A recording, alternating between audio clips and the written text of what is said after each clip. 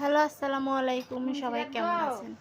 আশা করি সবাই ভালো আছেন। আপনাদের দোয়া এবং ভালোবাসা আমরাও ভালো আছি। আজকে ২ সপ্তাহ মেয়েকে ভাতের মাড় দেয়া হয় না। আজকে আমি মেয়ের জন্য ভাতগুলাকে ভালো করে মথে নিয়ে এক রকমের তাগাদাই ছিল, সেজন্যে আমি ভাতের মাড় আর ভাত দিয়েছি। তারপরে তার জন্য সিম সিদ্ধ করলাম, আলু সিদ্ধ করলাম, ডিম, মাছ এগুলা ডিম সিদ্ধ করলাম, মাছ ভাজি করব। এরপরে আস্তে, আস্তে একটা, একটা করে মেয়েটাকে দিব। আমি সবসময় চেষ্টা করি দুপুরে খাবারে ভাত রাখার জন্যে। ঘুমের থেকে উঠলে আমি ওকে একটা, একটা করে সবজি দিব। প্রতি ২ ঘন্টা পরে, পরে আমি ওকে খাওয়াই। তাতে হজম শক্তি ভালো হয়। বাচ্চারা নানান ধরনের সবজি খেতে শিখে।